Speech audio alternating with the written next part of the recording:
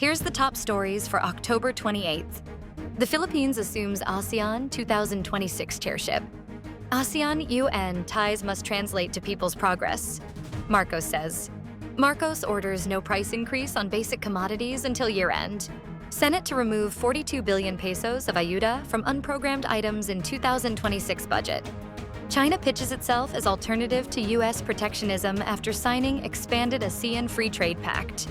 President Marcos received the ASEAN chairship gavel from Malaysian Prime Minister Anwar Ibrahim during the closing ceremony at the Kuala Lumpur Convention Center on Tuesday, October 28th, marking the symbolic beginning of the Philippines' highly anticipated hosting of ASEAN 2026. Marcos concluded his participation in the 47th Association of Southeast Asian Nations Summit and related summits in Malaysia after 3 days of high-level meetings and bilateral talks. In his speech, Marcos said that the Philippines is committed to carrying forward the momentum with purpose and resolve.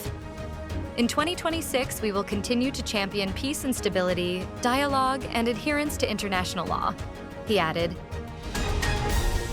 President Marcos emphasized that the partnership between the Association of Southeast Asian Nations and the United Nations should lead to the improvement of the lives of ordinary people in the region. During the 15th ASEAN-UN Summit on Monday, Marcos advocated for a development agenda that leaves no one behind, underscoring the enhanced coordination across ASEAN and UN bodies in advancing inclusive and sustainable progress. The president stressed that in order to make it happen, it will not only require enhanced coordination, but also innovative approaches. President Marcos has ordered that there will be no price increase on basic commodities until the end of the year, Malacanang said. Marcos has ordered the Department of Trade and Industry to implement the no price increase policy, especially during the holiday season. Palace Press Officer and Communications Undersecretary Claire Castro clarified that the directive was not price freeze.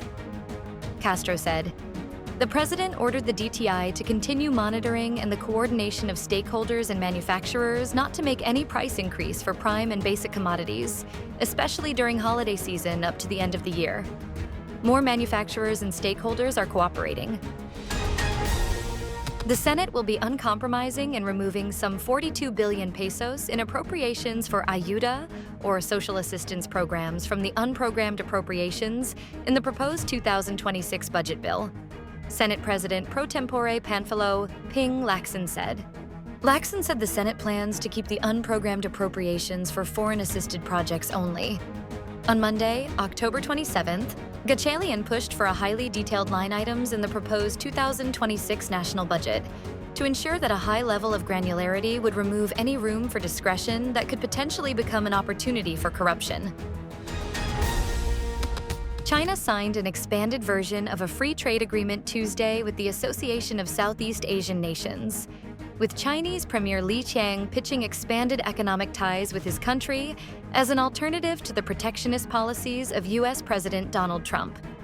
Li Qiang told an ASEAN-China summit meeting after the signing that closer cooperation could help overcome global economic uncertainties. He said, "Pursuing confrontation instead of solidarity brings no benefit in the face of economic coercion and bullying." The Philippines welcomed the expanded trade pact, but stressed that cooperation cannot exist alongside coercion.